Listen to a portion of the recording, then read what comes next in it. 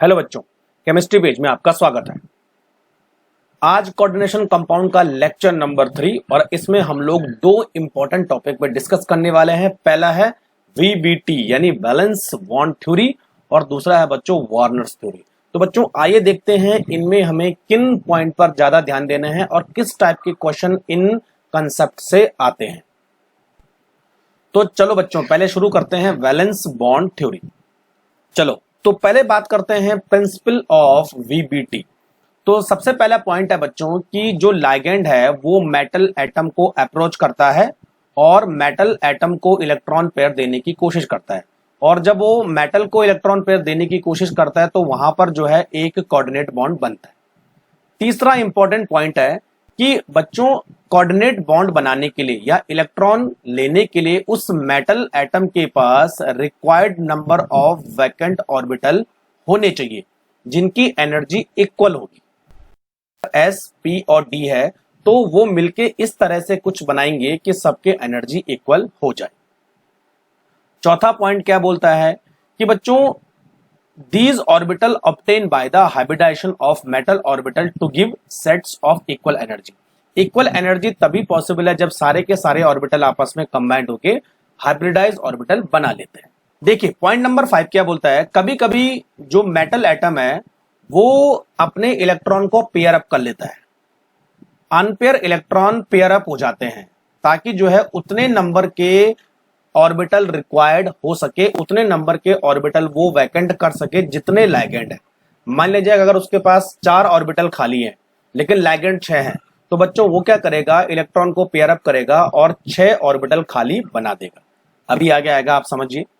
तो बच्चों point number 6 ये बोलता है कि जितने नंबर के एम्प्टी ऑर्बिटल होंगे उस मेटल के पास उतना उस मेटल का कोऑर्डिनेशन नंबर होगा। अगर उसके पास 4 एम्प्टी ऑर्बिटल बने तो 4 कोऑर्डिनेशन नंबर होगा, अगर 5 बने तो 5, अगर 6 बने तो 6 उसका कोऑर्डिनेशन नंबर होगा। तो उतने ही लाइगेंड उसके साथ कंबाइंड होंगे। Concept clear? तो ये 6 पॉइंट आपको ध्यान में रखने हैं।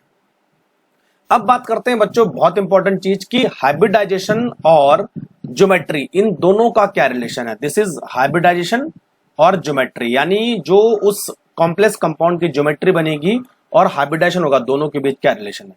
तो सबसे पहले हम बात करते हैं बच्चों कि अगर मान लीजिए कोऑर्डिनेशन नंबर 4 हुआ तो टोटल कितने लाइगेंड आएंगे, 4 लाइगेंड आएंगे। तो हाइब्रिडाइजेशन होने वाला है sp3 और sp3 हमेशा टेट्राहेड्रल होता है, ये तो सबको मालूम है। उसी तरह बच्चों अगेन अगर नंबर 4 हो तो दोबारा से कितने हाइब्रिडाइज ऑर्बिटल होंगे, 4 होंगे। लेकिन यहां पर अगर एक d ऑर्बिटल इन्वॉल्व हो जाए तो यहां पर हाइब्रिडाइजेशन होगा dsp2। The geometry will be square planar. ध्यान रखना टेट्राहेड्रल में sp3 लेकिन स्क्वायर पैरेलल में dsp2 होगा और दोनों में 4 लाइगेंड होंगे और 4 ही इनका कोऑर्डिनेशन नंबर होगा। ठीक है। वहीं अगर हम 5 कोऑर्डिनेशन नंबर की बात करें तो 5 ऑर्बिटल कौन से होंगे, sp3d, और यहां पर ज्योमेट्री होगी ट्राइगोनल बाइपिरामिडल। वहीं कोऑर्डिनेशन नंबर अगर 6 की बात करें तो वहां पर बच्चों ज्योमेट्री बनेगी ऑक्टाहेड्रल। लेकिन यहां पर जो है 2 टाइप के हाइब्रिडेशन इन्वॉल्व है, sp3d2 और d2sp3। ठीक है बच्चों, अभी समझाऊंगा कि sp3d2 एंड d2sp3 में डिफरेंस क्या होता है, तो समझे मेरी बात। तो ऑक्टाहेड्रल में हाइब्रिडाइजेशन क्या होने वाला है, स्क्वायर पैरेलल में क्या होने वाला और टेट्राहेड्रल में क्या होने वाला है, इस तरह से आपको ध्यान रखना। कई बार डायरेक्ट इस तरह से क्वेश्चन पूछा जाता है। अब हमारे पास बच्चों इस तरह के मैंने कुछ ऑर्बिटल के डायग्राम बना रहे हैं। ये है 3d, ये है 4s, ये है 4p और ये है 4d। ठीक है बच्चों, अगर यहां पर जो है ये d ऑर्बिटल इन्वॉल्व होते हैं 3d वाले, इनको हम जो है n-1d भी बोल सकते हैं। ये ns हुए, ये np हुए और ये nd हुए, ऐसा हुआ ना। ठीक है। तो बच्चों अगर किसी हाइब्रिडाइजेशन में ये वाले d ऑर्बिटल इन्वॉल्व होते हैं तो हम उसे लिखेंगे d2sp3, और अगर बच्चों ये ऑर्बिटल इन्वॉल्व होते हैं तो हम उसे लिखेंगे sp3d2। तो बोलने का मतलब d2sp3 और sp3d2 में डिफरेंस ये है कि ये जो d2 लास्ट में आ रहा है ये आउटर ऑर्बिटल है, इसको हम बोलेंगे बच्चों आउटर ऑर्बिटल यानी आउटर d ऑर्बिटल। ठीक है। और अगर d2 पहले आ रहा है तो इसका मतलब जो है 3d वाले d ऑर्बिटल हो रहे हैं तो उसको हम बोलेंगे बच्चों इनर डी ऑर्बिटल, है ना। तो बस sp3 और sp3d में यही डिफरेंस है। अगर बच्चों sp से पहले d आ जाए इसका मतलब वहां पे 3d ऑर्बिटल इन्वॉल्व है, और अगर sp के बाद d ऑर्बिटल आते हैं इसका मतलब वहां पे 4d ऑर्बिटल इन्वॉल्व है। इतना ध्यान रखना आपने, ठीक है। अब बात करते हैं बच्चों inner and outer orbital complex, जो अभी मैंने आपको बात की थी, है ना। तो जनरली क्या होता है कि जो इनर ऑर्बिटल कॉम्प्लेक्स होते हैं उसमें कौन से d ऑर्बिटल इन्वॉल्व होते हैं, n-1d ऑर्बिटल यानी 3d ऑर्बिटल इन्वॉल्व होते हैं इन केस ऑफ हाइब्रिडाइजेशन। तो बच्चों इस केस में क्या होगा, अगर इनर ऑर्बिटल इन्वॉल्व होंगे तो मोस्टली वहां पर जो है सारे इलेक्ट्रॉन पेयर होंगे, तो वो डायामैग्नेटिक बिहेवियर शो करेगा। अगर मैग्नेटिक प्रॉपर्टी देखी जाए तो वहां पर जो है number of unpaired electron will be less, क्योंकि अंदर के डी ऑर्बिटल इन्वॉल्व हो रहे हैं, तो नंबर ऑफ वैकेंट ऑर्बिटल और अनपेयर्ड इलेक्ट्रॉन विल बी लो। ये तो हुआ, तो हम उसको बोलेंगे बच्चों लोअर स्पिन कॉम्प्लेक्सेस। ये चीज ध्यान रखना। तो यहां पर कितनी चीजें आपने पढ़ी, अगर 3d ऑर्बिटल इन्वॉल्व होता है तो वहां पर जो है मोस्ट ऑफ डायमैग्नेटिक होगा। ऐसा नहीं कि पैरामैग्नेटिक नहीं होगा, पैरामैग्नेटिक होंगे, लेकिन मोस्ट ऑफ केस में डायमैग्नेटिक होगा, और वहां पर नंबर ऑफ इलेक्ट्रॉन पेयर कम होंगे, और उस कॉम्प्लेक्स को हम बोलेंगे लो स्पिन कॉम्प्लेक्सेस या लोअर स्पिन कॉम्प्लेक्सेस। ध्यान रखना, है ना, लो माने पहले वाला। लेकिन अगर हाइब्रिडाइजेशन का बात करें तो बच्चों यहां पर देखो D2 पहले आएगा और sp3 बाद में आएगा, समझे मेरी बात। तो ऑक्टाहेड्रल के केस में, ऑक्टाहेड्रल के केस में उसका जो हाइब्रिडाइजेशन होगा वो D2 sp3, D2 पहले आ गया, इसका मतलब जो है इनर 3d ऑर्बिटल इन्वॉल्व। तो बच्चों अब हमारे पास है कि ये देखो 3d, ये 4s, ये 4p एंड ये 4d। तो अगर मुझे इनर ऑर्बिटल का मतलब हाइब्रिडाइजेशन बनाना है तो ये ऑर्बिटल इन्वॉल्व होंगे।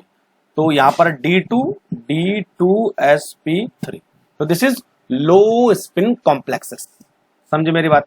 और इसके बच्चों एग्जांपल है, देखो VH263 plus, CONS363 plus, MnCN63 plus, ये सारे एग्जांपल आपको देखने हैं, ठीक है। कई बार पूछा जाता है कि कौन कौन से कॉम्प्लेक्स इनर ऑर्बिटल कॉम्प्लेक्सेस है या लो स्पिन कॉम्प्लेक्सेस है, और कौन से ऑर्बिटल हाई स्पिन कॉम्प्लेक्सेस है। अच्छा, इसकी एक ट्रिक भी है मेरे पास, है ना, तो मैं अभी आपको आगे बताऊंगा।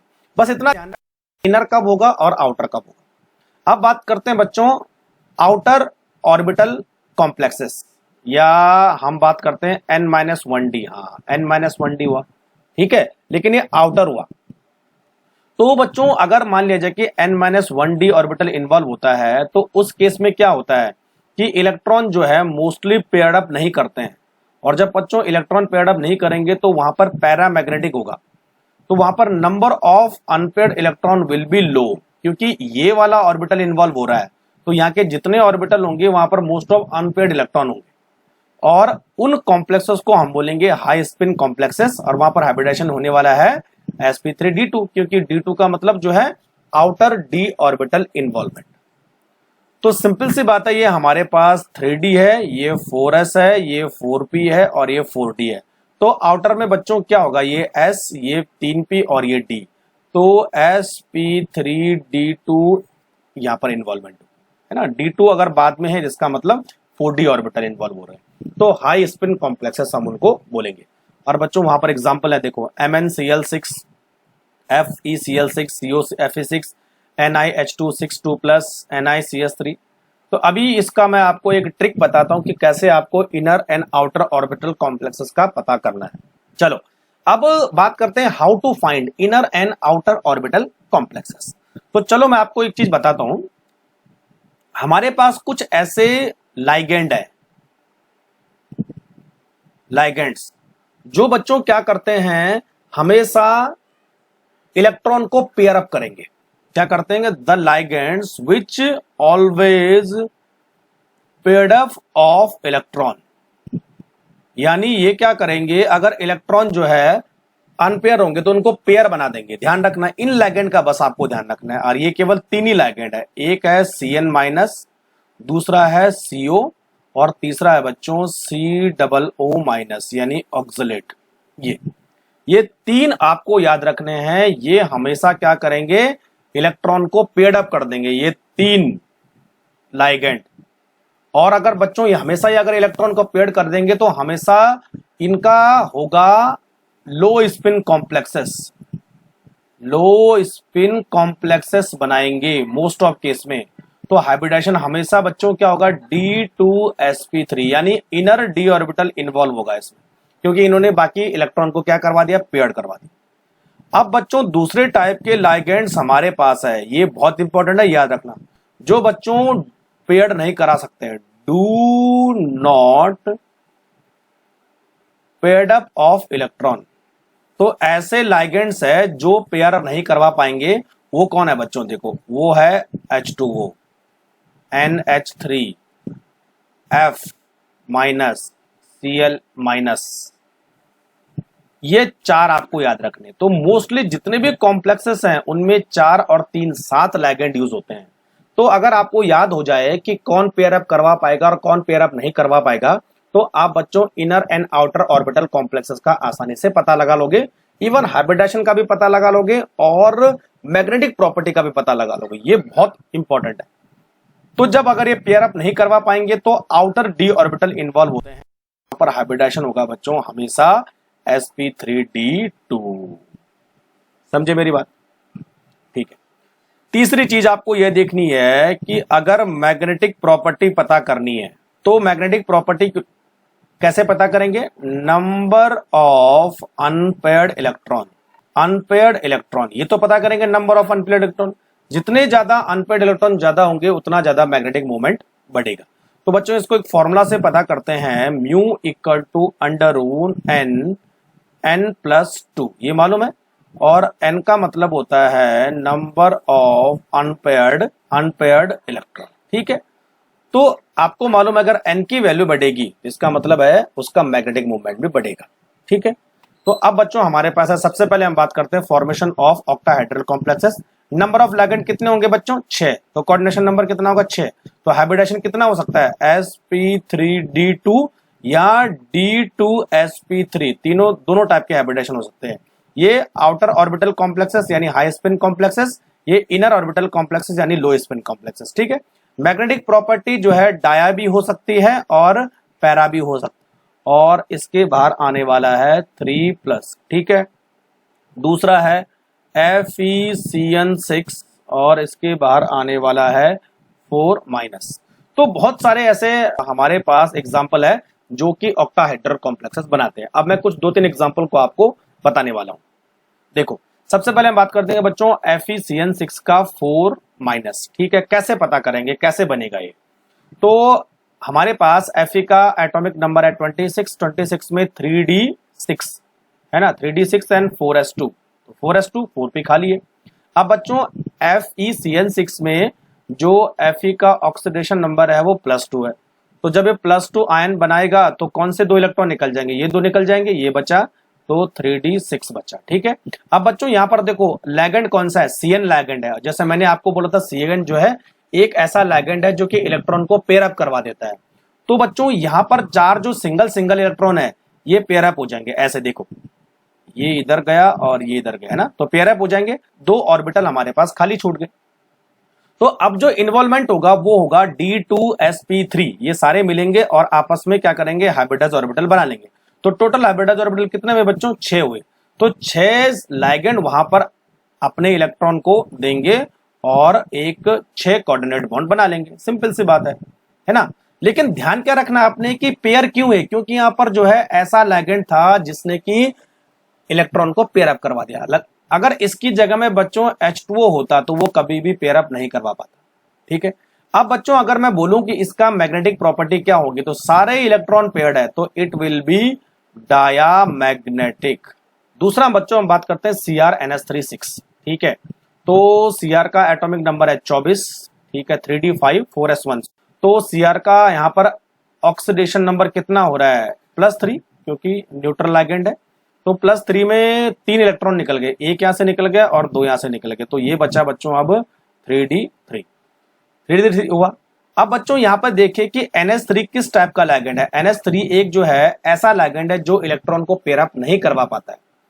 तो इलेक्ट्रॉन को पेयर अप नहीं करवा पाता है तो ये तो ऐसे रहने वाले हैं, लेकिन यहां पर कितने ऑर्बिटल खाली मिल रहे हैं, देखो ऑटोमेटिक यहाँ पर ऑर्बिटल खाली है, कितने ऑर्बिटल खाली है, 6 ऑर्बिटल है, तो D2sp3, तो अगेन यहाँ पर D2sp3 हो गया।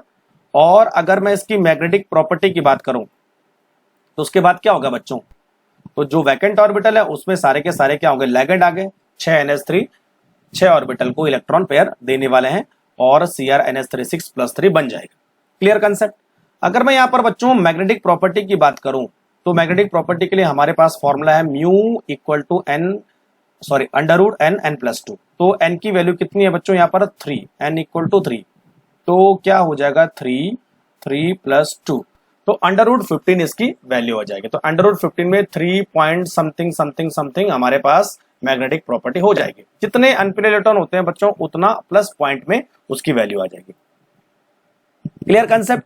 तो यहां पर देखिए दो चीजें आपको ध्यान रखनी है कि हाइब्रिडाइजेशन क्या है और मैग्नेटिक प्रॉपर्टी उसकी कितनी है, इससे क्वेश्चन आते हैं। चलो आगे बात करते हैं CO-F6। F भी जो है ऐसा लिगेंड है जो कि पेयर अप नहीं करवा पाता।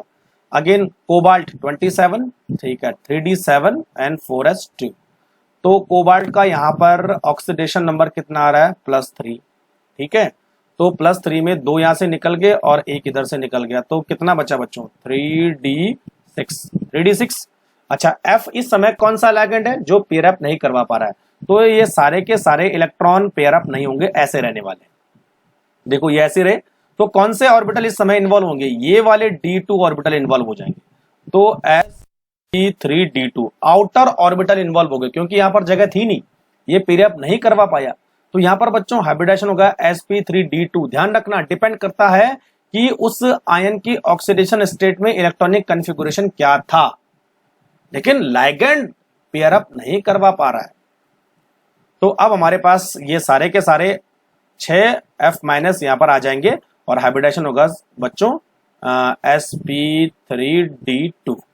अब अगर इसका मैग्नेटिक प्रॉपर्टी पता करनी है तो नंबर ऑफ अनपेयर इलेक्ट्रॉन देखो 4 है, तो कितना हो जाएगा बच्चों, √4 + 2, तो हो जाएगा 4 और 2 6, 6 चौको 24, √24, ठीक है। तो बच्चों ये था हमारे पास ऑक्टाहेड्रल कॉम्प्लेक्सेस। अब बात करते हैं हम टेट्राहेड्रल कॉम्प्लेक्सेस की। टेट्राहेड्रल कॉम्प्लेक्स में नंबर ऑफ लिगेंड कितने होंगे, 4, तो कोऑर्डिनेशन नंबर कितना होगा, 4, sp3 है ना, हाइब्रिडाइजेशन sp3, ठीक है। मैग्नेटिक प्रॉपर्टी डाया भी हो सकती है और पैरा भी हो सकती है ना, डिपेंड करता है कि कौन सा लिगेंड वहां पे इन्वॉल्व हो रहा है। अगर मैं टेट्राहेड्रल कॉम्प्लेक्सेस की बात करूं तो एग्जांपल में आ गया NiCl4, ऐसे इसको 4 ऐसे करेंगे और यहां पर हो गया बच्चों 2-, ठीक है। और भी एग्जांपल बहुत सारे मैं आपको बताता हूं। देखो ZnNH3 का 4, 4 लिगेंड है +2 है, कैसे बनेगा, देखो Zn का एटॉमिक नंबर है 30, यानी 3D10 4s2 कंप्लीट फिलअप है। ऑक्सीडेशन नंबर कितना होगा बच्चों, +2, तो 4s2 से इलेक्ट्रॉन निकल गए, सारे के सारे इलेक्ट्रॉन अभी क्या है, पेयर है, मतलब NH3 ने कुछ नहीं किया, ऑटोमेटिकली वो सारे के सारे पेयर हैं। तो अब सीधी सी बात है, ये 3 ऑर्बिटल इन्वॉल्व हो जाएंगे, है ना, तो sp3 और यहां पर 4 लिगेंड जो है इन sp3 ऑर्बिटल में अपने इलेक्ट्रॉन देंगे और 4 कोऑर्डिनेट बॉन्ड बना लेंगे, सारे इलेक्ट्रॉन पेयर्ड हैं, इसका मतलब ये क्या होगा बच्चों, डायामैग्नेटिक, ठीक है। तो जिंक के केस में या ZnNH3 4 + 2 विल बी डायामैग्नेटिक, और बच्चों क्या होगा, sp3। आगे बढ़ो, मैग्नेटिक प्रॉपर्टी हो गई डायामैग्नेटिक। दूसरा है NiCO4 और यहाँ पर 0 है, कोई चार्ज नहीं है, तो निकल 28 3D8 4s2 है ना, तो निकल का ऑक्सीडेशन नंबर कितना है, 0 है इस समय, तो सेम टू सेम रहेगा। अच्छा एक चीज ध्यान रखना है इस समय कि निकल के साथ जो लिगेंड जुड़ा है कार्बोनिल, ये क्या करता है बच्चों, इलेक्ट्रॉन को पेयर्ड करवा देता है, तो ये दोनों इलेक्ट्रॉन जो है इधर आ जाएंगे, तो सारे के सारे पेयर्ड हो गए, तो इसका मतलब ये ऑर्बिटल वैकेंट हो गया। जैसे मैंने बोला था ना कि डिपेंड करता है लिगेंड पे, लिगेंड क्या करता है, इलेक्ट्रॉन को पेयर अप भी करवा सकता है, नहीं भी करवा सकता है। तो अब कितने ऑर्बिटल बच गए, 4 ऑर्बिटल बच गए, तो इन 4 ऑर्बिटल जो है CO के साथ कोऑर्डिनेट बॉन्ड बनाएंगे, है ना। और अगर मैग्नेटिक प्रॉपर्टी की बात करूं मैं तो सारे इलेक्ट्रॉन पेयर्ड हैं, तो इसका मतलब यहाँ पर डायामैग्नेटिक होने वाला है। तो अभी पिछला वाला एग्जांपल भी डायामैग्नेटिक था, ये वाला एग्जांपल भी डायामैग्नेटिक था, ठीक है। नेक्स्ट हम बात करते हैं फॉर्मेशन ऑफ CuCl4-2 है ना। तो कॉपर 29 और 3D10 और 4s1 एक्सेप्शनल केस है, ठीक है। और यहां पर बच्चों क्या है, Cl पहले देख लेते हैं, Cu का ऑक्सीडेशन स्टेट कितना है, +2। तो +2 मतलब एक इधर से गया और एक इधर से गया, है ना। तो बच्चों यहाँ पर एक बच गया। अब हमारे पास देखो Cl लैगेंड है, Cl क्या करेगा, यहाँ पर पेयरिंग अप नहीं करवा पाएगा, वीक लैगेंड है। तो पेयरिंग अप नहीं करवा पाएगा तो कौन से ऑर्बिटल इन्वॉल्व हो जाएंगे, ये 3 ऑर्बिटल इन्वॉल्व हो जाएंगे। तो it will be sp3 hybridisation, है ना। और इसमें जो है 4 Cl इन्वॉल्व हो जाएंगे कोऑर्डिनेशन कंपाउंड बनाने में। अगर बच्चों इसका मैग्नेटिक मोमेंट देखें √3। नेक्स्ट हम बात करते हैं बच्चों formation of square planar complexes. Number of ligand again 4, coordination number भी 4 होगा, हाइब्रिडाइजेशन DsP2, ये ध्यान रखना। टेट्राहेड्रल में भी कोऑर्डिनेशन नंबर 4 था और लैगेंड 4 था, लेकिन वहां पर हाइब्रिडाइजेशन sp3 था, यहां पर एक d ऑर्बिटल इन्वॉल्व होता है, DsP2, या कई बार कुछ एक्सेप्शन केस में बच्चों sp2d भी इन्वॉल्व होता है, ध्यान रखना। कुछ ही केस हैं, सारे केस नहीं है। और मैग्नेटिक प्रॉपर्टी जो है डाया भी हो सकती है एंड पैरा भी हो सकती है, ठीक है। चलो, तो नेक्स्ट हमारे पास है example formation of nickel tetracyano, cyanido बोलेंगे इसे, है ना। अच्छा देखो, निकल का एटॉमिक नंबर होता है बच्चों 28, तो 3d8 और 4s2 अगेन।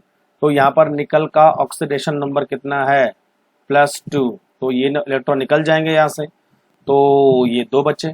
अच्छा, अब जो Cn है, Cn का नेचर क्या है, इलेक्ट्रॉन को पेयर्ड अप करवा देना, है ना, पेयर्ड अप करवा देना। तो बच्चों क्या करेगा, ये इलेक्ट्रॉन इधर आ जाएगा पेयर होने के लिए। ये देखो हो गया पेयर, यहाँ पर एक d ऑर्बिटल खाली बच गया, तो एक d और एक s और 2 p बच गए, तो हो गया DsP2 हाइब्रिडाइजेशन। तो टोटल हमारे पास 4 ऑर्बिटल हैं, जिसमें से एक इनर d ऑर्बिटल है, तो हो गया हमारे पास 4 Cn इधर आ गए, तो D2sp3 हाइब्रिडाइजेशन हो गया। अच्छा, अब इसकी मैग्नेटिक प्रॉपर्टी अगर हम चेक करें तो सारे इलेक्ट्रॉन जो है पेयर्ड हैं, तो इसका मतलब ये क्या होगा बच्चों, डायामैग्नेटिक। Concept clear. आगे देखो CuNH3 का 4 2+। अच्छा, यहां पर थोड़ा एक्सेप्शन केस है ना, Cu 29, तो 3d10 4s1 अगेन। तो Cu का ऑक्सीडेशन नंबर कितना है, उतना ही है जितना इस पर चार्ज है ऊपर स्फीयर पर, +2, है ना। तो +2 में एक इधर से गया और एक इधर से गया, एक ये छूट गया।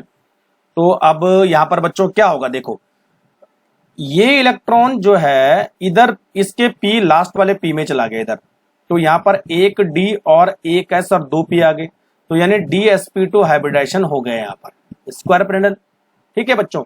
लेकिन कुछ थ्योरीज ये बोलती हैं कि ये इलेक्ट्रॉन यही रहता है, हाइब्रिडाइजेशन में जो 4d ऑर्बिटल है वो इन्वॉल्व होता है, न कि p वाला।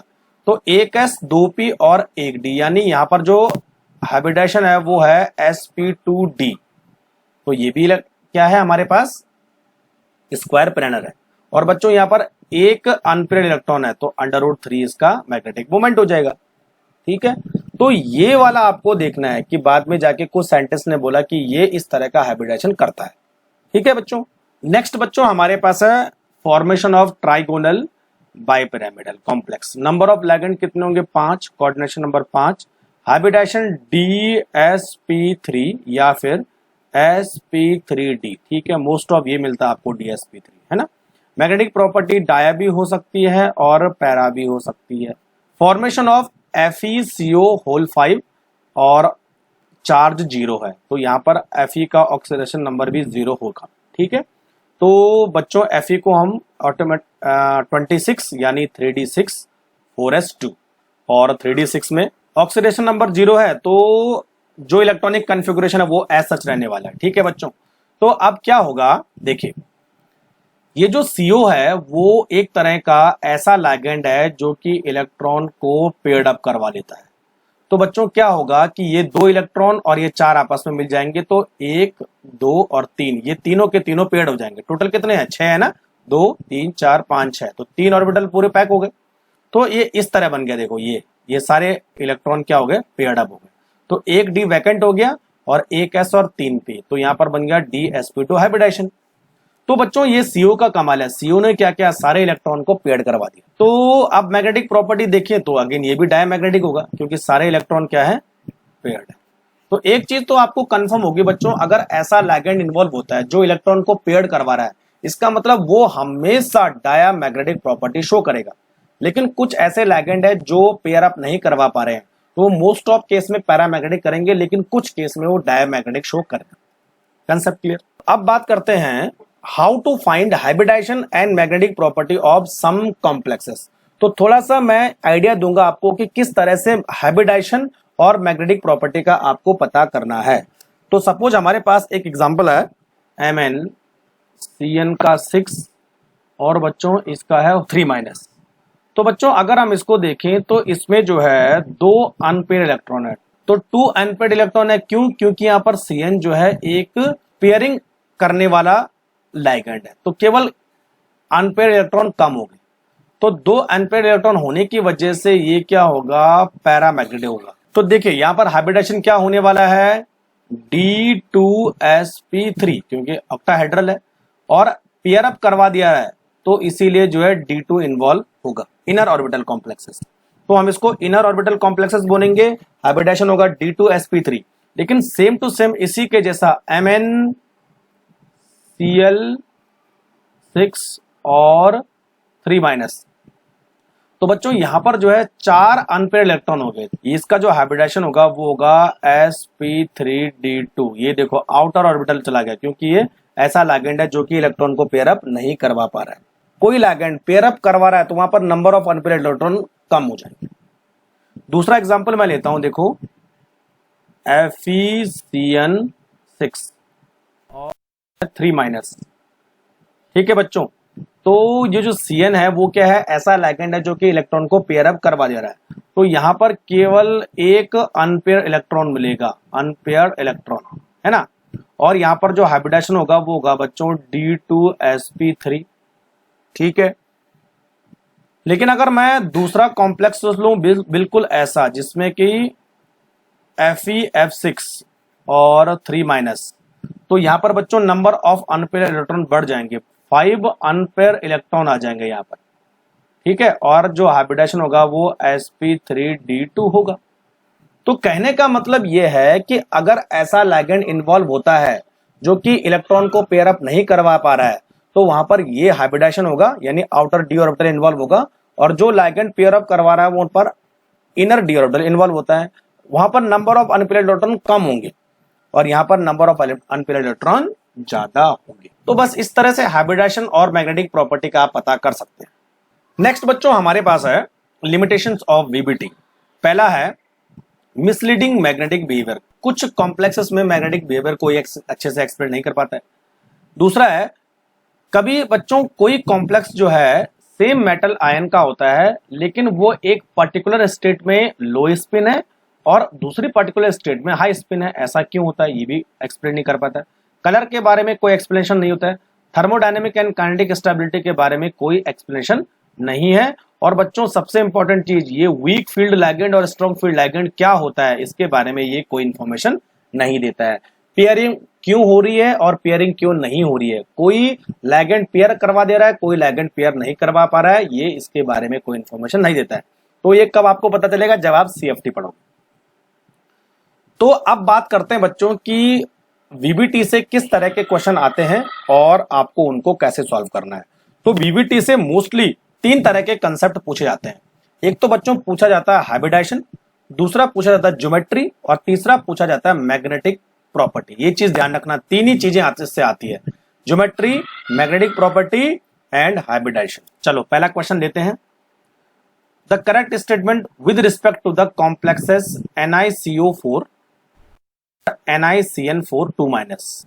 तो बच्चों देखो NiCO4 और NiCN4 क्या क्या है, तो ये ऑक्सीडेशन स्टेट और ज्योमेट्री के बारे में पूछ रहा है। तो पहला है देखो निकल is the same oxidation state in both. गलत, यहां पर निकल का ऑक्सीडेशन स्टेट जो है +2 है, यहां पर +2 है, और जबकि यहां पर जो है CO में इसका 0 है, तो ये तो गलत हो गया।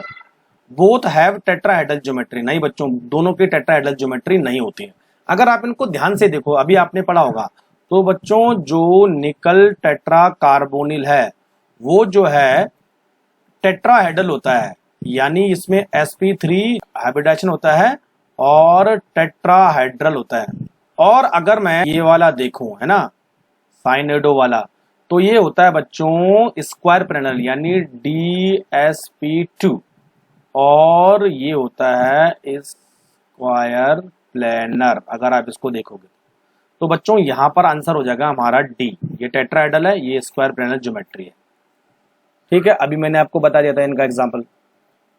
अच्छा, नेक्स्ट हम बात करें तो क्वेश्चन 2 यहां पर है, which of the following complexes are not correctly match with the hybridization of their central metal atom.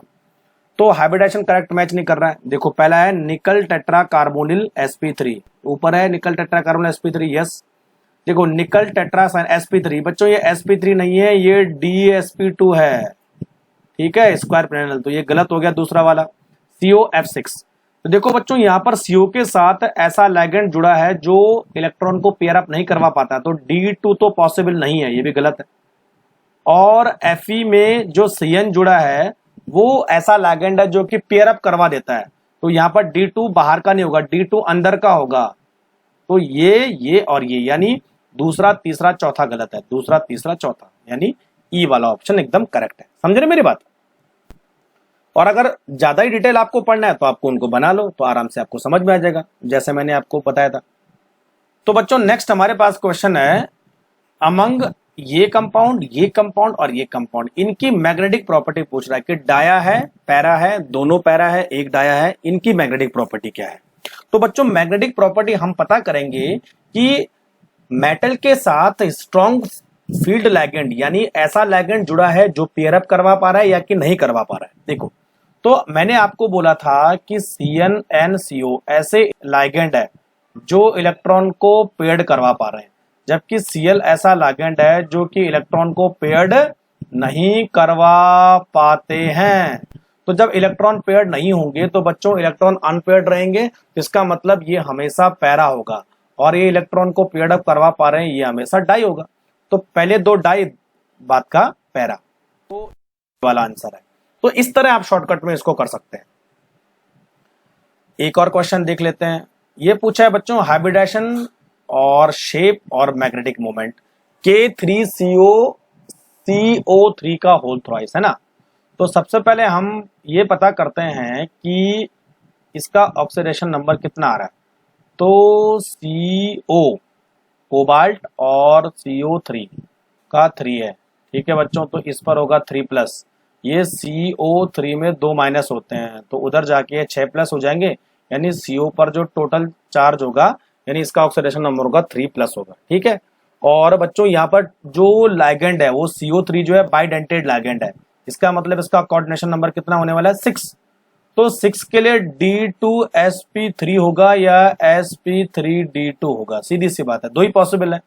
तो D2sp3 sp3d2, ये और ये तो पॉसिबल है नहीं। ठीक है, तो बच्चों यहां पर देखो जो CO3 है वो जो है एक ऐसा लिगेंड है जो कि इलेक्ट्रॉन को पेयर अप नहीं करवा पाता, तो 100% जो है बी आंसर होने वाला है, क्योंकि पेयर अप नहीं करवा पाता तो D2 वाले ऑर्बिटल यानी आउटर ऑर्बिटल इन्वॉल्व होंगे, तो ऑक्टाहेड्रल तो होगा ही होगा, सीधी सी बात है। और यहां पर बच्चों टोटल अनपेयर्ड इलेक्ट्रॉन होते हैं 4, और 4 का मैग्नेटिक मोमेंट 4.9 के बराबर होने वाला है, सिंपल सी बात है, तो हो गया बी।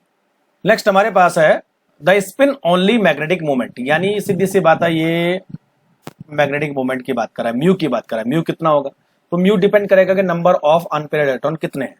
तो बच्चों CrCO6 की अगर हम बात करें तो Cr का यहाँ पर ऑक्सीडेशन नंबर होने वाला है 0, ठीक है, और Cr का जो इलेक्ट्रॉनिक कन्फिगरेशन होगा वो होगा 3d5 and 4s1, है ना, 3d5 and 4s1। अब बच्चों टोटल इलेक्ट्रॉन यहाँ पर कितने हैं, 6, और यहाँ पर जो CO है वो ऐसा लिगेंड है जो कि सारे इलेक्ट्रॉन को पेयर अप करवा लेगा। तो बच्चों जब सारे इलेक्ट्रॉन पेयर अप हो जाएंगे तो कोई भी अनपेयर्ड इलेक्ट्रॉन नहीं बचेगा, इसका मतलब इसका मैग्नेटिक मोमेंट क्या होने वाला है, 0, सिंपल सी बात है ना, बस इतना ध्यान रखना। अच्छा, नेक्स्ट हमारे पास है magnetic moment 1.73 bm will be shown by the one of the following. अच्छा, 1.73 bm उसका मैग्नेटिक मोमेंट होगा जिसके पास 1 अनपेयर इलेक्ट्रॉन होंगे, सीधी सी बात है ना, क्योंकि 1.73 उसी का हो सकता है। अब ये देखना है बच्चों किसके पास एक अनपेयर इलेक्ट्रॉन होता है। तो अगर आपने सही से सब कुछ पढ़ा होगा तो आपने देखा ए CuNH3 4+ के पास एक अनपेयर इलेक्ट्रॉन होता है। तो ये जो है बच्चों मैंने बोला था आपको DsP2 यानी स्क्वायर प्लेनर बनाता है और एक जो है अनपेयर इलेक्ट्रॉन यहां पर रहता है। तो बच्चों आंसर हो जाएगा ए। नेक्स्ट हम बात करते हैं बच्चों Warner theory of coordination compound. एक साइंटिस्ट थे वार्नर, उन्होंने कॉम्प्लेक्स कंपाउंड बनाया। किसको मिला के? उन्होंने मिलाया कोबाल्ट क्लोराइड और अमोनिया। और जब उन्होंने कोबाल्ट क्लोराइड अमोनिया मिलाया तो उन्होंने कई सारे इसके कॉम्प्लेक्स बनाए। तो हम मान के चलते हैं कि उन्होंने 4 कॉम्प्लेक्स बनाए, 2, 3, 4। ठीक है, these are complexes, complex compound. अब बच्चों कॉम्प्लेक्स कंपाउंड की खास बात क्या होती है? एक तो कुछ चीजें इसके अंदर रहती हैं, है ना, यहाँ पर लाइगेंड होगा और इसके बाहर जो है काउंटर आयन होगा। ये तो अब बच्चों जब उन्होंने कॉम्प्लेक्स बनाया तो इस कॉम्प्लेक्स में उन्होंने क्या किया कि AgNO3 का सोल्यूशन मिलाया। तो उन्होंने देखा कि AgCl का PPT बनता है। ठीक है, लेकिन एक चीज ध्यान रखना कि the AgCl PPT not same for all in case, यानी जो AgCl का PPT है वो हर किसी कॉम्प्लेक्स के लिए सेम नहीं बनता है। ये चीज ध्यान रखनी है। ठीक है, इसका मतलब ये हुआ बच्चों कि जो काउंटर आयन में जो Cl आयन है वो हर किसी कॉम्प्लेक्स के लिए सेम नहीं होता है। ध्यान रखना, अगर काउंटर आयन 2 होते हैं तो 2 मोल AgCl बनेंगे। अगर काउंटर आयन एक ही होता है तो 1 मोल AgCl बनेगा। लेकिन अगर काउंटर आयन कोई भी नहीं होता है तो बच्चों यहां पर AgCl का PPT नहीं बनेगा। तो यही खास बात है कॉम्प्लेक्स की। तो अभी आपको बताएंगे कि वार्नर थ्योरी के इंपॉर्टेंट पॉइंट क्या होते हैं। चलो नेक्स्ट बच्चों हम बात करते हैं कि वार्नर्स के जो कॉम्प्लेक्स बने हैं उनमें क्या खास बात थी, क्यों AgCl के सारे मोल एक जैसे नहीं बनते हैं, क्यों कुछ कॉम्प्लेक्स PPT बनाते हैं, कुछ कॉम्प्लेक्स PPT नहीं बनाते, देख लेते हैं। तो बच्चों सबसे पहले हम बात करते हैं, इधर देखिए ये जो कॉम्प्लेक्स उन्होंने बनाया यहां पर है ना, इस साइड। तो एक में क्या था, CONH3 के 6 लाइगेंड थे और 3 Cl बाहर थे। तो जब इसमें उन्होंने AgNO3 का सोल्यूशन डाला तो 3 काउंटर आयन 3 Cl को प्रेसिपिटेट कर देंगे, तो यानी 3 AgCl के मोल बनेंगे, 3 AgCl। तो बच्चों यहां पर जो है टोटल चार्ज कितने थे? 6 चार्ज थे, 3 Cl बाहर और 3 प्लस अंदर। ठीक है, दूसरा कॉम्प्लेक्स जो बना बच्चों उसमें क्या था, केवल 2 Cl काउंटर आयन में आए, 1 Cl लाइगेंड बन गया। तो ये कभी भी आयोनाइज्ड नहीं होगा। एक चीज ध्यान रखना है ना, आयोनाइज्ड केवल काउंटर आयन हो सकता है। तो यहां पर कितने आयन बने? 2 आयन बने। तो कितने AgCl के मोल बने? केवल 2 बने। तो टोटल चार्ज कितने हुए? चार्ज हुए, सॉरी, 2 Cl और 2 अंदर के। उसी तरह बच्चों तीसरे कॉम्प्लेक्स में केवल 1 Cl काउंटर आयन बना, तो वहां पर केवल नंबर ऑफ Cl 1 होगा, तो AgCl का केवल 1 ही मोल बनेगा। तो टोटल चार्ज कितने होंगे? 2 चार्ज होंगे, है ना। कुछ ऐसे कंपाउंड बने कि जहां पर जो है कोई भी काउंटर आयन नहीं आया।